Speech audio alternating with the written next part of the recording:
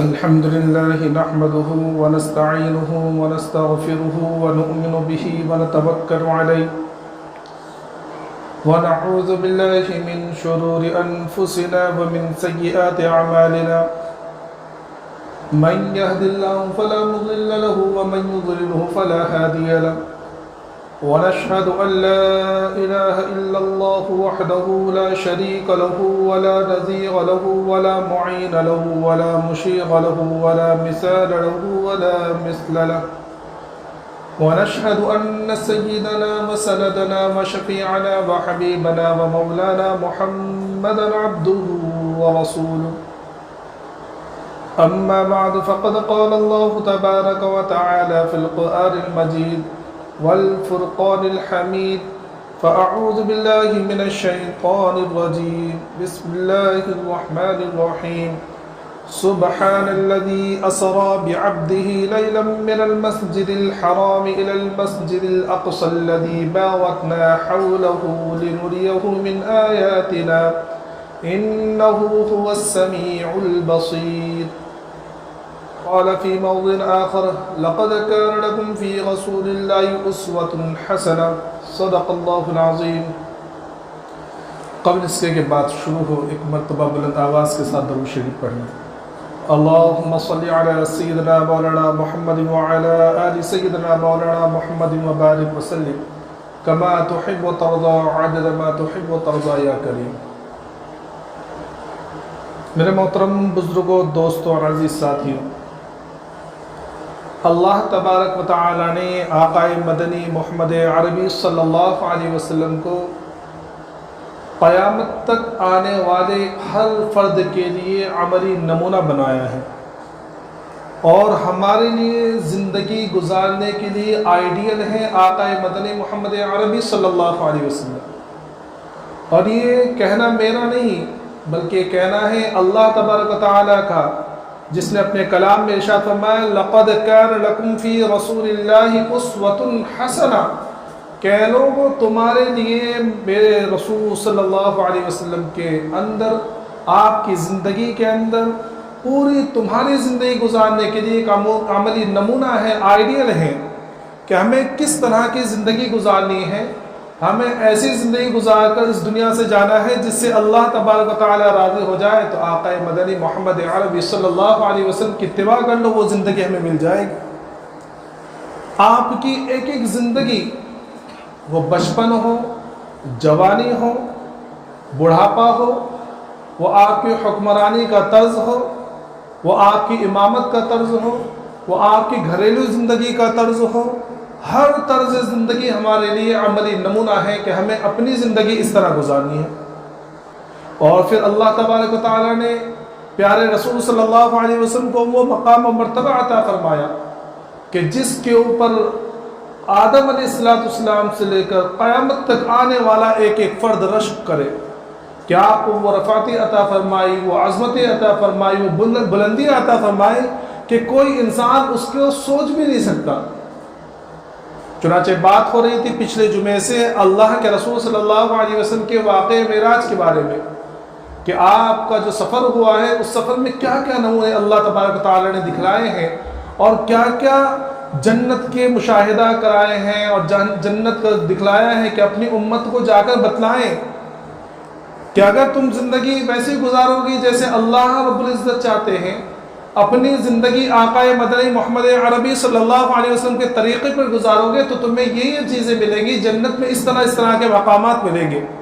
اور اگر تم وہ عمل کرتے ہو جس کے بارے میں اللہ رب العزت نے منع فرمایا، جس کے بارے میں آقا مدنی محمد عربی صلی اللہ علیہ وسلم نے منع فرمایا، اور اس کے باوجود ہم وہ اعمال کریں تو فرمایا کہ وہ ساری چیزیں اللہ کے رسول صلی اللہ علیہ وسلم کو دکھلائی ہیں کہ اگر تم یہ عمل کرو گے تو جہنم میں تم اس طرح تمہارا حشر ہوگا، تمہیں یہ سزا دی جائے گی. چنانچہ بات یہاں تک پہنچ گئی تھی. اور درمیان میں ایک بات بتلاتا چلوں کہ جو آپ کا سفر ہے بیت اللہ سے لے کر اور بیت المقدس تک، جس کو سفر اسراء کہا جاتا ہے، جس کے بارے میں 15ویں پارے میں ذکر ہے، تو اس میں ایک بات یہ تھی کہ اللہ کے رسول صلی اللہ علیہ وسلم جب وہاں سے گزر رہے ہیں تو بڑی پیاری خوشبو آئی. تو اللہ کے رسول صلی اللہ علیہ وسلم نے جبرائیل سے پوچھا کہ جبرائیل نے خوشبو کہاں کی ہے، اتنی اچھی خوشبو؟ تو فرمایا جبرائیل علیہ السلام نے کہ یہ فرعون کی جو بیٹی تھی تو اس کے بالوں میں جو کنگھی کرتی تھی یہ اس کی قبر سے آ رہی ہے. فرعون کی بیٹی کے بالوں میں جو کنگھی کیا کرتی تھی وہ ملازمہ، اس کی قبر سے خوشبو آ رہی ہے.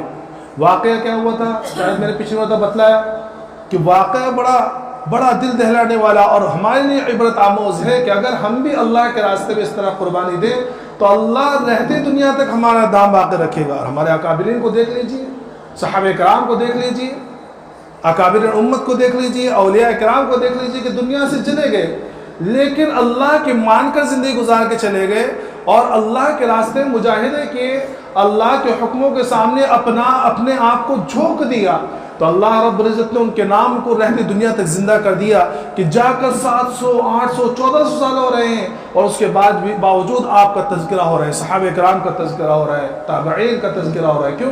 کیونکہ انہوں نے اپنے آپ کو خپایا اور اللہ کے حکموں کے سامنے اپنے آپ کو جھونک دیا کہ اللہ اپنا سب کچھ داؤ پہ لگا دیا لیکن اللہ کے حکم میں کوئی فرق نہیں آنے دیا. تو لکھا واقع ہے کہ ایک مرتبہ یہ جو ہے فرعون کی ملازمہ جو ہے تو اس فرعون کی بیٹی کے بالوں میں کنگھا کر رہی تھی تو اچانک اس کے ہاتھ سے کنگھا گر گیا تو اس نے اٹھاتے ہوئے بسم اللہ کہا اور بلکہ یہ کہا کہ میں موسیٰ کے رب پر ایمان لاتی ہوں. تو اس کی بیٹی نے کہا کہ تم میرے باپ کو رب نہیں مانتی؟ کہا کہ نہیں، میں تو موسیٰ کے رب کو رب مانتی ہوں. کہا کہ یہ بات میں جا کے اپنے ابا سے کہوں گی. کہا کہ کہہ دو. فرعون کی بیٹی نے جا کے فرعون سے کہہ دیا. فرعون نے اس کو بلایا اور بہت ڈرایا، دھمکایا، بہت لالچ دیا کہ لیکن اس نے کہا کہ نہیں، میں موسیٰ کے رب پر ایمان لا چکی ہوں، اب میں اس کے علاوہ کسی کو رب نہیں مان سکتی ہوں، میں تجھے کبھی بھی رب نہیں مانوں گی.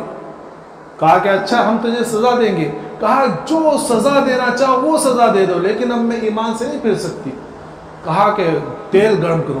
بڑا سا کڑائی لائی گئی بڑی اور اس میں تیل کھلایا گیا اور اس کے بچے تھے چھوٹے چھوٹے. کہا کہ دیکھو ہم تمہیں اس کڑائی میں ڈال کے جان سے مار دیں گے. کہا کہ جان تو جانی ہے، بس ایک چھوٹی سی درخواست ہے، وہ یہ ہے کہ جب میں مر جاؤں تو میرے اور میرے بچوں کی ہڈیاں جو ہیں وہ ایک ہی قبر میں دفن کر دینا. تو فرعون نے کہا کہ ٹھیک، کوئی بات نہیں. ایک ایک کر کے بچوں کو لاتے رہے، اس کے سامنے کڑاہوں کے اندر ڈالتے رہے اور وہ بچے بالکل کھولتا ہوا تیل اور اس میں چھوٹے چھوٹے بچوں کو ڈالا جا رہا ہے. ڈالتے کے ساتھ ہی جل بھن کے پورا گوشت الگ اور ہڈی الگ.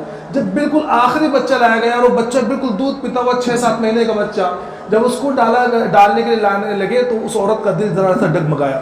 تو وہ 6 ماہ کے بچے نے کہا کہ اماں جان فکر نہ کرنا، دنیا کی تکلیفوں سے زیادہ آخرت میں اللہ نے ہمارے لیے آرام رکھا ہے اور دنیا کی آخرت کی تکلیف کے سامنے دنیا کی تکلیف کوئی نہیں ہے. اگر یہاں سے ایمان بچا کے لے کر چلے گئے تو اللہ کے وہاں بہت بڑے انعامات ہیں.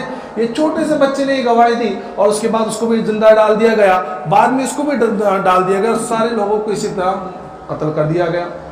تو فرمایا جبرائیل علیہ السلام نے کہ یا رسول اللہ یہ اس باندی کی، اس ملازمہ کی قبر سے خوشبو آ رہی ہے کہ اللہ تبارک و تعالیٰ نے اس کو مقام مرتبہ تک کیا کہ واقع معراج میں اور سفر معراج میں اللہ کے رسول صلی اللہ علیہ وسلم کو اتنے سالوں کے بعد اس کی قبر سے خوشبو آ رہی ہے.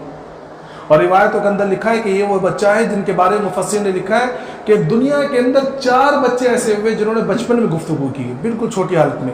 ایک تو جو ہے یوسف علیہ السلام کی پاک دامنی کی جس نے گواہی دی تھی وہ بچہ، عیسیٰ علیہ السلام، اور ایک بنی اسرائیل کے اندر ایک اللہ والے تھے جن کے اوپر تہمت لگائی گئی تھی تو ان کی تہمت سے بچانے کے ایک چھوٹے سے بچے نے گواہی دی تھی. اور ایک چوتھا یہ بچہ ہے جو فرعون کی بیٹی کی جو ملازمہ تھی اس کا چھوٹا سا بچہ. تو بہرحال یہاں سے گئے اللہ کے رسول صلی اللہ علیہ وسلم اور اس کے بعد آپ کا استقبال ہوا آسمانوں پر. جب اللہ کے رسول صلی اللہ علیہ وسلم جبرائیل علیہ السلام کی معیت میں پہلے اس میں آسمان پہ پہنچے تو دروازہ کھولا گیا، سوال جواب ہوئے کہ بھئی کون ہیں؟ جبرائیل ہے، ساتھ میں کون ہے؟ کہ اللہ کے رسول صلی اللہ علیہ وسلم نے کہا کہ بلایا گیا، کہ ہاں بلایا گیا ہے.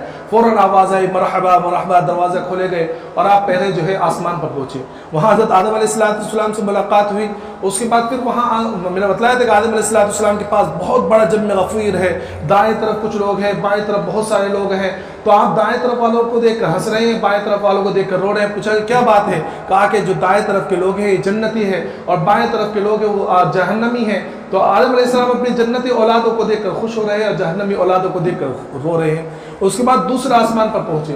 دوسرے آسمان پر جب پہنچے تو وہاں بھی اس طرح کے سوال جواب ہوا کہ کون ہے؟ کہا کہ جبرائیل۔ ساتھ میں کون ہے؟ کہ محمد صلی اللہ علیہ وسلم۔ کہ بلائے گئے؟ کہ ہاں بلائے گئے۔ دروازہ کھولا گیا، مرحبا مرحبا، اور وہاں ملاقات ہوئی آپ کی جو ہے حضرت یحییٰ علیہ السلام سے، حضرت عیسیٰ علیہ السلام سے۔ تو حضرت یحییٰ اور حضرت عیسیٰ علیہ السلام، یہ اللہ کے رسول صلی اللہ علیہ وسلم، عیسیٰ علیہ السلام جو ہے بالکل قریب ہے اللہ کے رسول صلی اللہ علیہ وسلم سے۔ عیسیٰ علیہ السلام اور اللہ کے رسول صلی اللہ علیہ وسلم کے درمیان میں کوئی دوسرا نبی نہیں ہے۔ انہوں نے بھی استقبال کیا، اور اس کے بعد وہاں دوسری باتیں ہوئی۔ اس کے بعد پھر تیسرے آسمان پر پہنچے۔ جب تیسرے آسمان پر پہنچے تو وہاں ملاقات ہوئی یوسف علیہ السلام سے۔ اللہ کے رسول صلی اللہ علیہ وسلم فرمایا کہ میں نے یوسف علیہ السلام کو جب وہاں دیکھا تو میں نے یہ دیکھا کہ دنیا کا جو پورا حسن ہے، دنیا کا پورا حسن، تو اس پورے حسن کا آدھا حصہ جو ہے پوری دنیا کے اندر بانٹا گیا۔ آج جتنے بھی خوبصورت چہرے ہمارے سامنے آتے ہیں، یہ جتنے بھی خوبصورتی ہیں، یہ وہ حسن کا آدھا حصہ ہے کہ آدم علیہ السلام سے لے کر قیامت تک آنے والا ایک ایک فرد کی خوبصورتی ایک طرف، اللہ کے رسول صلی اللہ علیہ وسلم کو چھوڑ کر، سمجھ میں آ رہا ہے؟ آقا مدنی محمد عربی صلی اللہ علیہ وسلم کو چھوڑ کر جتنے لوگ ہیں، سب کی خوبصورتی وہ آدھے حسن کے اندر ہے، اور آدھا حسن صرف حضرت یوسف علیہ السلام کو دیا گیا۔ اتنا حسن کہ آپ سے ملاقات ہوئی۔ چوتھے آسمان پر پہنچے تو وہاں حضرت ادریس علیہ السلام سے ملاقات ہوئی۔ پانچواں آسمان پر پہنچے تو وہاں دوسرے انبیاء کرام سے، اور وہاں جو ہے غالباً جو ہے حضرت موسیٰ علیہ السلام سے ملاقات ہوئی۔ چھٹے آسمان پر پہنچے تو وہاں ایک اور نبی سے ملاقات ہوئی، میرے ذہن سے وہ جب ساتویں آسمان پر پہنچے، ساتویں آسمان پر، تو وہاں بالکل جیسا کعبہ ہے نیچے، ویسے ہی ساتویں آسمان پر بالکل اس کے اوپر، جیسے جس جگہ کعبہ ہے، کعبے کے بالکل اوپر ساتویں آسمان پر بالکل ویسے ہی بنی ہوئی ایک عمارت ہے جس کو کہتے ہیں بیت معمور۔ کیا کہتے ہیں؟ بیت معمور۔ یہ فرشتوں کا کعبہ ہے کہ جس کے بارے میں اللہ کے رسول صلی اللہ علیہ وسلم فرمایا کہ ہر روز 70,000 فرشتے اس کا طواف کرتے ہیں۔ کتنے؟ 70,000 فرشتے اس کا طواف کرتے ہیں، اور جس نے ایک مرتبہ طواف کر دیا اب قیامت تک اس کا دوبارہ اس کا نمبر نہیں آئے گا۔ سوچو اللہ کے جو مخلوق ہے، فرشتے کتنے سارے اللہ کے لشکر ہیں۔ اللہ نے خود ارشاد فرما دیا وَمَا يَعْلَمُ جُنُودَ رَبِّكَ إِلَّا هُوَ، کہ اللہ کے جو لشکر ہے اس کو اللہ کے علاوہ کوئی پہچانتا نہیں ہے۔ تو یہ بیت معمور ہے۔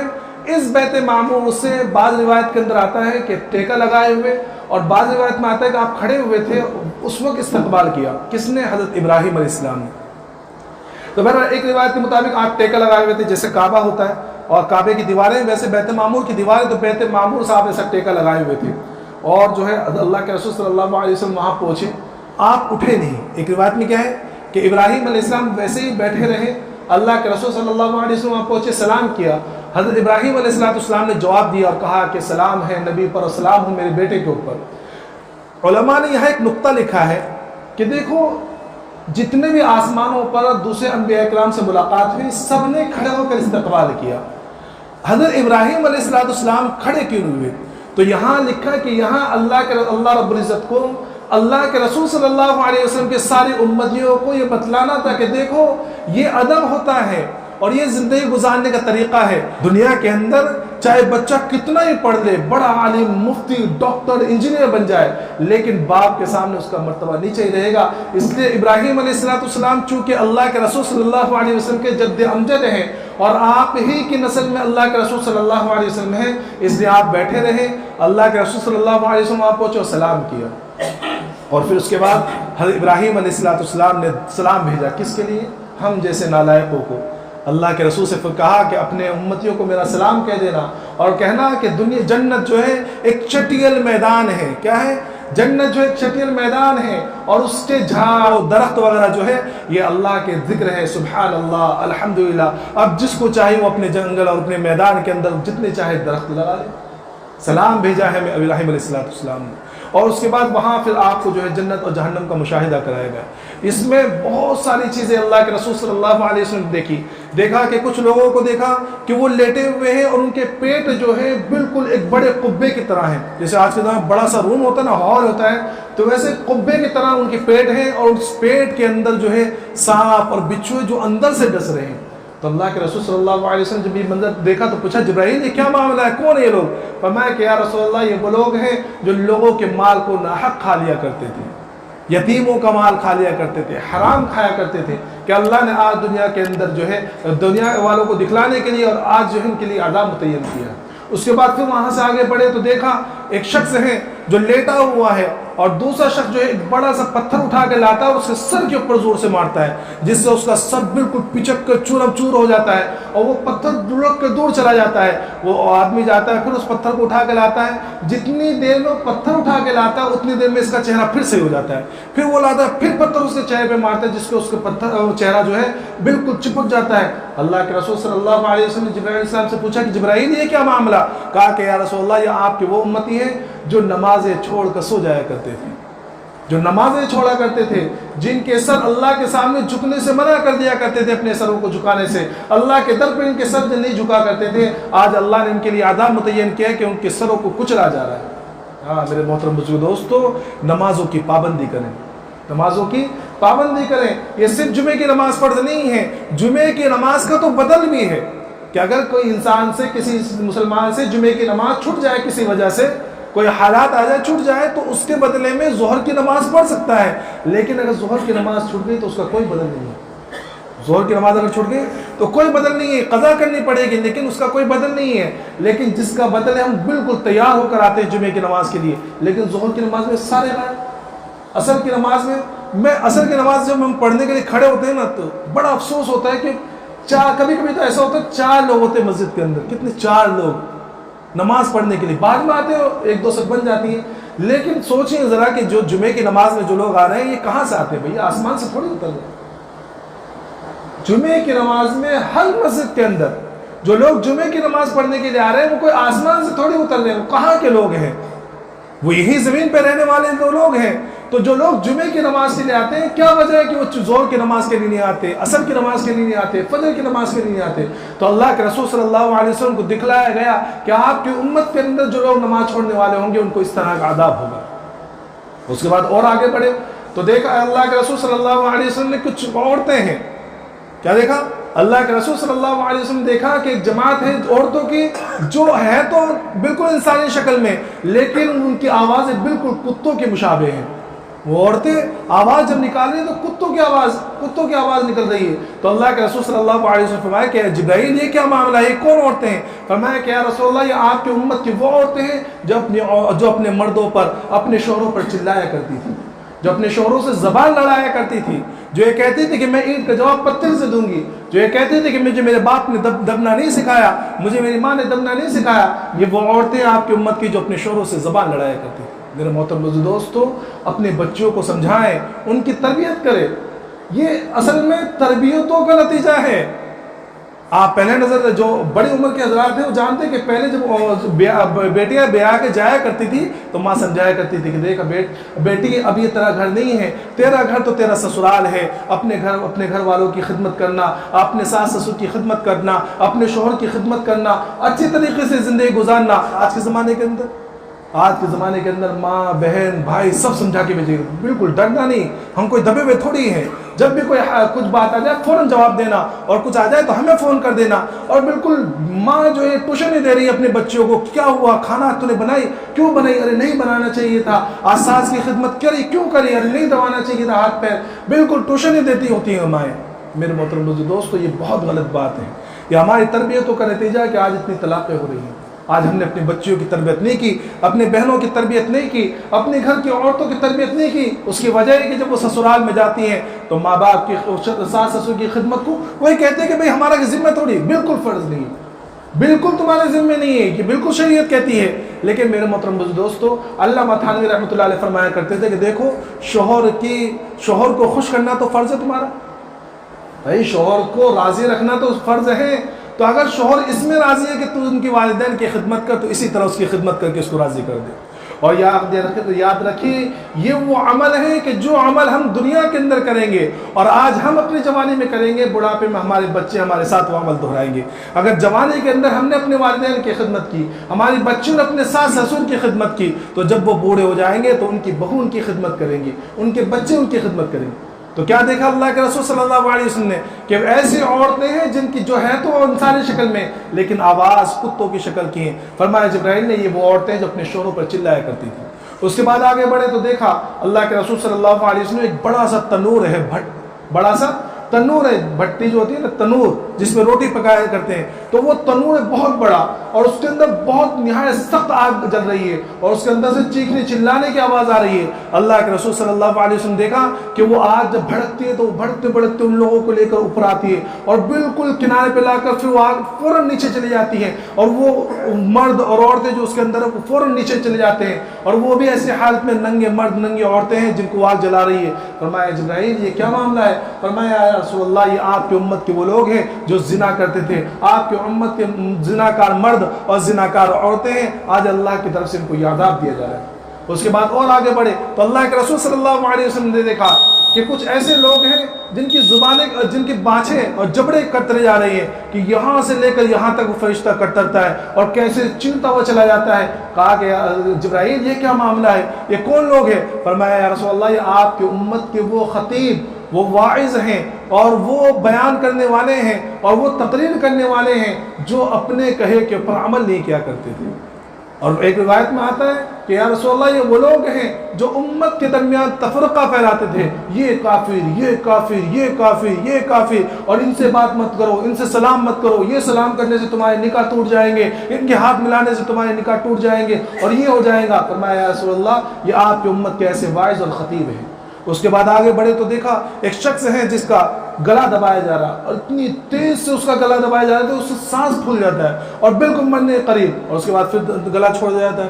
جب وہ پھر درست ہوتا ہے تو پھر اس کا گلا دبایا جاتا ہے. اللہ کے رسول صلی اللہ علیہ وسلم پوچھا کہ جبرائیل یہ کیا معاملہ, کون ہے یہ شخص؟ کہا کہ یا رسول اللہ یہ آپ کی امت کا وہ شخص ہے جو صبح میں نکلتا ہے تو اس کوئی بات سن لیتا ہے, سنی سنائی بات کو آگے پھیلاتا ہے اور لوگوں کے درمیان فساد پھیلاتا ہے, فساد والی باتیں کرتا ہے, لوگوں کے درمیان فتنہ پھیلاتا ہے. یہ آپ کی امت کے وہ لوگ ہیں, یہ آپ کی امت کا وہ شخص ہے. اس کے بعد آگے بڑھے, دیکھا کہ کچھ لوگوں کو ان کے سامنے گوشت رکھا ہوا ہے, ایک طرف جو ہے اچھا گوشت ہے, پاک گوشت, صاف ستھرا گوشت, اور ایک طرف جو ہے وہ سڑا ہوا گوشت ہے, کیڑے لگے ہوئے ہیں, اور وہ لوگ اچھے گوشت کو چھوڑ کر اور یہ کیڑے لگے ہوئے گوشت کو کھا رہے ہیں اور بدبودار گوشت کو کھا رہے ہیں.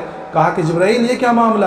کہا کہ یا رسول اللہ یہ آپ کی امت کے وہ لوگ ہیں جو حلال کام کو چھوڑ کر اور حلال رزق کو چھوڑ کر حرام کے پیچھے بھاگا کرتے تھے اور حرام کاری کیا کرتے تھے اور حرام رزق کھایا کرتے تھے. یہ آپ کی امت کے وہ لوگ ہیں. تو اللہ کے رسول صلی اللہ علیہ وسلم کو یہ دکھلایا گیا کہ اس امت کے جو لوگ یہ عمل کریں گے تو ان کے ساتھ ساتھ یہ عذاب ہوگا دنیا کے اندر, آخرت کے اندر, قبر کے اندر بھی عذاب ہوگا, قیامت کے اندر بھی عذاب ہوگا. ایک شخص کو دیکھا اللہ کے رسول صلی اللہ علیہ وسلم نے کہ خون کی تالاب ہے, خون کے تالاب کے اندر وہ تیر رہا ہے اور تیرتے تیرتے جب دوسری طرف جاتا ہے تو وہاں ایک شخص بیٹھا ہوا اس کو پتھر مارتا ہے کہ چل نکل یہاں سے. وہ دوسری طرف جاتا ہے, ادھر سے ادھر ادھر سے ادھر ہو رہا ہے. اللہ کے رسول صلی اللہ علیہ وسلم پوچھا کہ جبرائیل یہ کون ہے؟ کہا کہ یا رسول اللہ یہ آپ کی امت کے سود خور ہیں. کون ہے؟ آپ کی امت کے سود خور ہیں کہ سود کے کھانے کے نتیجے میں اللہ رب العزت نے ان کو یہ عذاب میں مبتلا کر رکھا ہے. بہرحال یہ جہنم کے مشاہدات دیکھے. جب ایک جگہ پہنچے تو دیکھا کچھ لوگ ہیں جنہوں نے کھیتی کی اور کھیتی کر کے فوراً ان کی کھیتی پک کے تیار ہو گئی اور اس کے بعد جو اس کھیتی کا نتیجہ بار بار مل رہا ہے, بار بار کھیتی تیار ہو رہی ہے. اللہ کے رسول صلی اللہ علیہ وسلم پوچھا کہ جبرائیل یہ کون لوگ ہیں؟ کہنے لگے یا رسول اللہ یہ آپ کی امت کے نیک لوگ ہیں. کیا ہے؟ آپ کی امت کے نیک لوگ ہیں کہ جب انسان آپ کی امت کے لوگ نیکی کریں گے تو ان کو نیکی کا بدلہ اس طرح جلدی ملتا رہے گا اور بار بار ملتا رہے گا جیسے کہ کھیتی بار بار پیدا ہو رہی ہے. یہ سارے معاملات آپ نے دیکھے. اس کے بعد جو ہے آپ ساتویں آسمان سے اور تھوڑا آگے بڑھے اور ایک جگہ پہنچے جہاں ایک درخت ہے بیری کا جس کو سدرۃ المنتہا کہا جاتا ہے. کیا کہا جاتا ہے؟ سدرۃ المنتہا. یہ ایک بیری کا درخت ہے. اس درخت کی جڑ جو ہے یہ چھٹے آسمان پر, بلکہ بعض روایتوں کے اندر آتے ہیں کہ اس کی جو جڑ ہے یہ جنت الفردوس کی چھت ہے اور اس کی جو اوپر کا حصہ ہے وہ اللہ کے عرش کے نیچے تک پہنچا ہوا ہے. اللہ کے رسول صلی اللہ علیہ وسلم فرمایا کہ اس کے اوپر میں نے وہ نورانیت دیکھی, وہ جگمگاہٹ دیکھی کہ میں اس کو بیان نہیں کر سکتا. کہا کہ یہ ایسا درخت ہے جس کی ہر پتے کے اوپر ایک ایک فرشتہ جو اللہ کی عبادت کر رہا ہے, اللہ کی تسبیح میں مشغول ہے, ایک ایک پتے کے اوپر عجیب سے اس کے اوپر نورانیت. اللہ کے رسول صلی اللہ علیہ وسلم فرمایا کہ یہ وہ درخت ہے جس درخت کے اوپر جو ہے عالم خلق اور عالم امر ختم ہوتا ہے. مطلب کیا؟ مطلب یہ ہے کہ دنیا کے اندر سے جتنے بھی اعمال جاتے ہیں یہ وہاں جاتے ہیں اور وہاں سے دوسرے فرشتے لے کر وہاں سے آگے بڑھاتے ہیں وہ اللہ رب العزت تک. تو وہاں آسمان سے جو حکم آتا ہے وہ یہاں آتا ہے اور دنیا والے فرشتے وہاں سے لیتے ہیں. تو یہ دنیا اور جو عالم آخرت ہے اور عالم امر ہے جہاں سے حکم آ رہا ہے وہاں کا بالکل یہ سمجھیے آپ کہ یہاں ان کا میل ہوتا ہے, یہاں سنگم ہے. یہاں سدرۃ المنتہا کی جگہ پر, سدرۃ المنتہا پر اللہ کے رسول صلی اللہ علیہ وسلم نے حضرت جبرائیل علیہ السلام کو دوسری مرتبہ اپنی اصل حالت میں دیکھا, میرا اصل حالت میں دیکھا. اس کے بعد پھر وہاں سے اور آگے بڑھے اور یہی سدرۃ المنتہا کے جڑ سے جو ہے 4 نہریں نکل رہی ہیں. کتنی؟ 4 نہریں نکل رہی ہیں, 2 دنیا کے اندر اور 2 جنت کے اندر. جنت کی نہریں کون سی؟ ایک تو نہر کوثر ہے اور ایک بعض مفسر کہتے ہیں کہ نہر رحمت ہے اور بعض کہتے ہیں کہ نہر سلسبیل ہے. اور دنیا کے اندر جو نہر جو وہاں سے آ رہی ہے اور اس کا جو پڑنارا دنیا کے اندر ہے, ایک دریائے نیل اور ایک دریائے فرات. کون سے؟ دریائے نیل اور دریائے فرات. یہ جنت سے بہہ کر آ رہی ہے, ان کا پرنالہ یہاں گر رہا ہے. اس کے بعد اللہ کے رسول صلی اللہ علیہ وسلم سے وہاں سے آگے بڑھے. ایک مقام ایسا آیا کہ جہاں حضرت جبرائیل رک گئے. تو اللہ کے رسول صلی اللہ علیہ وسلم فرمایا کہ جبرائیل کیا بات ہے؟ کہا کہ یا رسول اللہ بس اب میری باؤنڈری ختم. تو اللہ کے رسول نے فرمایا کہ جبرائیل یہ کیا بات ہو گئی کہ یہ کیسے یار, یہ کیسے دوستی کے اس راستے میں ساتھ چھوڑ رہے ہو, چلو ساتھ میں چلتے ہیں. تو جبرائیل نے فرمایا کہ یا رسول اللہ اگر میں یہاں سے 1 انچ پہ آگے بڑھا, ذرہ برابر اگر آگے بڑھا تو اللہ کے نور کی تجلیات سے جل کر خاک ہو جاؤں گا. اب یہاں سے میرا کام نہیں, اب یہاں سے آپ کو جانا ہے. اللہ کے رسول صلی اللہ علیہ وسلم فرمایا کہ تو کوئی چارہ کار نہیں ہے. اللہ کے رسول وہاں سے آگے بڑھے اور آگے جو 70 پردے تجلیات کے تھے اللہ کے نور کے, وہ سارے پردے ہٹتے گئے. اللہ کے رسول صلی اللہ علیہ وسلم پھر وہ مقام قرب عطا ہوا جس کو قرآن نے فَكَانَ قَابَ قَوْسَيْنِ أَوْ أَدْنَىٰ کہ اللہ اور اس کے رسول وہاں کیا معاملہ ہوا, کیا باتیں ہوئی. یہ کسی کو وہ راز و نیاز کی باتیں ہیں جو اللہ اور اللہ کے رسول صلی اللہ علیہ وسلم کے سامنے ہوئی, آپس میں ہوئی. اور وہاں اللہ رب العزت نے اپنا دیدار اللہ کے رسول صلی اللہ علیہ وسلم کو کرایا. اور اللہ کے رسول صلی اللہ علیہ وسلم نے اللہ کا دیدار کیا اپنے آنکھوں سے. بعض لوگ اس کا انکار کرتے ہیں لیکن حقیقت صحیح راجح قول یہی کہ اللہ کے رسول صلی اللہ علیہ وسلم نے اپنی انہی آنکھوں کے ذریعے جو ہے اللہ کا دیدار کیا اور وہاں پھر اللہ سے ہم کلام ہوئے اور اللہ سے باتیں ہوئی. روایتوں کے اندر لکھا ہے کہ اللہ کے رسول صلی اللہ علیہ وسلم جب وہاں پہنچے اور بہت ساری بات ہوئی تو اللہ کے رسول صلی اللہ علیہ وسلم نے پھر اللہ کے بارگاہ میں پھر پیش کیا التحیات للہ والصلوات والطیبات کہ اللہ میں اپنی ساری قول عبادتیں, تمام مالی عبادتیں, تمام بدنی عبادتیں, ساری عبادتیں تیرے سپرد کرنے آیا ہوں. میری ساری عبادتیں صرف تیرے لیے ہیں, میں ساری عبادتیں تیرے لیے آیا ہوں, زبانی بھی, بدنی بھی, مالی عبادت بھی ساری تیرے لیے. جب یہ اللہ کے بارگاہ میں پیش کیا تو اللہ کی طرف سے بھی 3 انعام ملے. السلام علیکم ایھا النبی ورحمۃ اللہ وبرکاتہ کہ اے نبی جی آپ کے اوپر اللہ کی سلامتی ہو اور اللہ کی رحمت اور اس کی برکتیں ہوں. جب یہ کہا کہ قربان جائیے اللہ کے رسول صلی اللہ علیہ وسلم, کہ ہمیں اس بات کا احساس نہیں ہے کہ کتنی بڑی بات ہے کہ آج دنیا کے فانی عشق میں اگر ہم اپنے کسی محبوب سے ملنے جاتے ہو تو ساری دنیا کو بھول جاتے ہیں. ہم کہتے ہیں نا آپس میں کہ بس میں تجھ سے ملاقات کے لیے آتا ہوں تو سب کو بھول جاتا ہوں. یا کوئی شوہر جو ہے اپنی بیوی کے پاس بیٹھا ہوا ہے, راز و نیاز کی باتیں ہو رہی ہے تو ساری دنیا سے بے خبر ہو جاتا ہے. لیکن قربان جائیے اللہ کے رسول صلی اللہ علیہ وسلم کے کہ اللہ کا دیدار ہو رہا ہے اور اتنا اتنا اتنا اعلیٰ مقام ہے, لیکن ایسی جگہ پر ہی فوراً کہا السلام علینا وعلی عباد اللہ الصالحین کہ اللہ آپ کی سلامتی صرف ہم پر ہی نہیں ہو, ہم پر بھی ہو اور جو ہے آپ کے نیک بندوں پر بھی ہو. وہاں بھی اللہ کے رسول صلی اللہ علیہ وسلم ہمیں اپنی امت کو نہیں بھولے. جب یہ ماجرا دیکھا اور اپنی امت سے محبت دیکھی تو فوراً جبرائیل علیہ السلام نے کہا اشہد ان لا الہ الا اللہ واشہد ان محمد عبدہ ورسولہ کہ میں گواہی دیتا ہوں کہ اللہ کے علاوہ کوئی عبادت کے لائق نہیں, اور میں گواہی دیتا ہوں کہ اللہ کے رسول محمد صلی اللہ علیہ وسلم اللہ کے بندے اور اس کے رسول ہیں. اس کے بعد جب وہاں ملاقات ہوئی تو ملاقات سے واپسی پر اللہ کی طرف سے یہ آپ کو تحفہ عطا ہوا. بہت سارے تحفے دیے گئے, خصوصی تحفے جو ہے یہی دیے. وہاں بعض روایتوں کے اندر آتا ہے کہ اللہ کے رسول صلی اللہ علیہ وسلم نے راز و نیاز اور محبت کے انداز میں اللہ سے کہا کہ اے اللہ کہ تو نے ابراہیم کو خلت عطا فرمائی, کہ اپنا خلیل بنایا، تو نے موسیٰ کو کلیم اللہ بنایا، اپنے سے ہم کلام کرایا، تو نے عیسیٰ کو روح اللہ بنایا اور ان کو معجزہ دیا کہ وہ زندوں کو مردہ کر دے، تو نے ابراہیم کو خلت سے عطا فرمایا، میرے لیے کیا ہے؟ تو اللہ کی طرف سے اعلان ہوا کہ اے نبی جی ہم نے آپ کو اپنا محبوب بنا لیا اور آپ کا ذکر اپنے ساتھ کر دیا، وَرَفَعْنَا لَكَ ذِكْرَكَ، کہ آپ کے نام کو، آپ کے ذکر کو بلند کر دیا۔ اب رہتی دنیا تک اور قیامت تک جہاں خدا کی خدائی کا تذکرہ ہوگا وہاں مصطفیٰ کی مصطفائی کا بھی ذکر ہوگا، جہاں اللہ کا نام لیا جائے گا وہاں اللہ کے رسول صلی اللہ علیہ وسلم کا نام لیا جائے گا۔ اللہ نے فرمایا کہ جب جس مجلس میں میرا تذکرہ ہوگا اس مجلس میں آپ کا بھی ذکر ہوگا۔ اس کے بعد پھر فرمایا کہ اللہ میں نے تو آپ سے معراج کر لی، میں نے آپ سے ملاقات کر لی، آپ کا دیدار کر لیا، میرے امتی یہ آپ سے ملاقات کیسے کر پائیں گے؟ وہ آپ سے ملاقات کیسے کر پائیں گے؟ وہ آپ سے بات کیسے کر پائیں گے؟ وہ اپنے مسائل کو آپ کے سامنے کیسے رکھ پائیں گے؟ کہا کہ یا رسول لیجئے یہ 50 نمازوں کا تحفہ ہے، آپ اپنی امت سے کہہ دیجئے گا کہ 50 مرتبہ دن میں مجھے یاد کرو، میں 50 مرتبہ ان کی آواز پر لبیک کہوں گا۔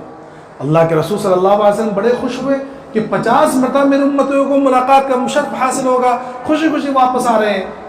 چھٹے آسمان پر موسیٰ علیہ السلام سے ملاقات ہوئی، کہا کہ کیا بات ہے؟ بڑے خوش ہو، کہا کہ اللہ رب العزت نے 50 نمازوں کا تحفہ دیا ہے۔ کہنے لگے کہ 50 نماز نہیں کر پائیں گے، آپ کی امت کمزور ہیں، تھوڑا کم کرا لیجیے۔ اللہ کے رسول واپس گئے، 5 نمازیں کم ہوئی، کہا کہ اب بھی نہیں کر پائیں گے، 9 چکر لگے۔ 9 چکر لگانے کے بعد جب 5 نمازیں بچی تو موسیٰ علیہ السلام کہنے لگے کہ اے رسول اللہ صلی اللہ علیہ وسلم، اے محمد صلی اللہ علیہ وسلم، میری امت کے اوپر اللہ رب العزت نے منہ و سلوہ اتارا تھا، اور جو ہے اللہ رب العزت نے بہت سارے انعامات دیے تھے، طاقتور قوم تھی، لمبی لمبی عمریں تھی، 2 وقت کی نماز ادا نہیں کر پائے، آپ کی امت تو کمزور ہیں، نہیں ادا کر پائے گی۔ کہا کہ اے موسیٰ اب مجھے جاتے ہوئے شرم آتی ہے، اب مجھے جاتے ہوئے شرم آتی ہے، لے کر چل دیے۔ اللہ کی طرف سے غیب سے آواز آئی، ما یبدل القول لدی وما انا بظلام للعبید، کہ میرے پیارے حبیب کہ ہماری باتوں میں کوئی کمی بیشی نہیں ہوتی، ہماری باتوں کو بدلا نہیں جاتا، آپ کی امت 5 وقت کی نماز پڑھے گی، ثواب 50 نمازوں کا دوں گا۔ 5 وقت کی نماز اور ثواب 50 نمازوں کا۔ وہاں سے اللہ کے رسول صلی اللہ علیہ وسلم خوشی خوشی واپس آئے ہیں۔ یہ معراج کا تحفہ ہے اس امت کے لیے نمازیں۔ یہ آج جو اللہ ہم ناقدری کر رہے ہیں، کتنی بڑی ناقدری، کبھی بیٹھ کے صرف اتنی بات کو سوچ لیں کہ ہم لوگ کس کے تحفے کی ناقدری کر رہے ہیں، کہ تحفے لانے والا کون اور تحفہ دینے والا کون۔ کہ آج اگر ہمارا تحفہ کوئی لے کے جائے اور تحفہ واپس کر دے تو ہم زندگی میں بات نہیں کریں گے کہ یار میں نے تو اس کو اتنا بڑا تحفہ دیا تھا، میرے تحفے کو ٹھکرا دیا۔ وہ اللہ، وہ مالک الملک، وہ خالق جس نے ہمیں پیدا کیا، ہماری روزی کا ذمہ جس نے لے رکھا ہے، وہ مالک ملک تحفہ دے رہا ہے، اور وہ آقا مدنی جناب محمد مصطفیٰ صلی اللہ علیہ وسلم وہ تحفہ لا کر امت کو دے رہے ہیں، امت جو ہے ٹھکرا رہی ہے۔ صبح کی نمازیں غائب، شام کی نمازیں غائب، تجارتوں میں، سوتے ہوئے کاروبار میں نمازیں چھوڑی جا رہی ہیں۔ یہ اللہ کے تحفے کی ناقدری کر رہے ہیں ہم۔ اللہ کے رسول صلی اللہ علیہ وسلم جب دنیا کے اندر واپس آئے تو فرمایا، روایتوں کے اندر آتا ہے کہ اللہ کے رسول صلی اللہ علیہ وسلم فرماتے ہیں کہ میں راستے میں بہت سارے واقعات، پھر دیکھیں وقت بالکل ختم ہو رہا ہے، مجھے دوسری بات بھی کرنی ہے۔ جب واپس آئے تو دیکھا کہ جو بستر سے آپ اٹھ کے گئے تو بستر بالکل ویسے ہی گرم ہے ابھی تک، اور جو کنڈی ہل رہی تھی وہ کنڈی ویسے ہی ہل رہی ہے۔ کیوں؟ روایتوں کے اندر آتا ہے کہ علماء نے لکھا ہے کہ یہ اللہ کے رسول صلی اللہ علیہ وسلم چونکہ جانے کائنات ہیں، یہ کائنات کی جان ہے اللہ کے رسول صلی اللہ علیہ وسلم، جب اللہ کے رسول صلی اللہ علیہ وسلم اس دنیا سے چلے گئے تو کائنات کی جانیں نکل گئی، اللہ نے پورا نظام روک دیا، اس پورے نظام کو روک دیا، اور وہ ہزاروں سال کا سفر جو اللہ کے رسول صلی اللہ علیہ وسلم چند منٹوں کے اندر، چند گھنٹوں کے اندر کر آ گئے، وہ بالکل اس وقت تک پوری کائنات روکی ہوئی تھی۔ جب اللہ کے رسول واپس آئے تو کائنات کے اندر جان پڑ گئی، دوبارہ کائنات وہیں سے شروع ہوئی ہے۔ اس سے لوگوں کو بھائی یقین ہی نہیں آیا کہ ایسا بھی ہو سکتا ہے۔ جب صبح کا موقع آیا تو آپ نے لوگوں کو بتلایا، سارے لوگوں نے جو ہے تقدیر کی، سوائے ابو بکر صدیق رضی اللہ تعالیٰ کو۔ فوراً کہا کہ اگر میرے آقا نے اس طرح کہا ہے تو بالکل میں مانتا ہوں، اگر میرے آقا نے کہا، عقل تو کہتی ہے کہ نہیں ہو سکتا، لیکن چونکہ میرے آقا نے کہا ہے اور میرے آقا نے کہنا ہے تو میں بالکل تصدیق کرتا ہوں کہ ایسا ہوگا، اور ضرور ہوا ہوگا۔ فوراً اللہ کے رسول صلی اللہ علیہ وسلم سے دربار رسالت سے اعلان ہوتا ہے کہ آج کے بعد ابو بکر نہیں، ابو بکر صدیق ہے، صدیق کا لقب ملا پھر وہاں سے۔ یہ معراج کا واقعہ ہے، تو ہم لوگ معراج کو تو یاد رکھتے ہیں کہ بھائی معراج آنے والی ہے، معراج ہوئی ہے، روزے رکھنا ہے، حالانکہ روزے کو کوئی ثبوت نہیں ہے، پورے ذخیرے احادیث کے اندر رجب کے روزے کا کوئی ثبوت نہیں ہے۔ تو روزہ تو یاد رہا، لیکن اس کے اندر جو اصل تحفہ ملا ہے اس کو یاد کرنے کی ضرورت ہے کہ وہ نماز کا تحفہ ہے، سورہ بقرہ کا تحفہ ہے، قرآن کا تحفہ ہے۔ اللہ تبارک و تعالیٰ تمام کو معراج کے جو تحفے ملے ان تحفوں کی قدر کرنے کی توفیق عطا فرمائے، پابندی کے ساتھ خشوع و خضوع کے ساتھ نماز پڑھنے کی توفیق عطا فرمائے۔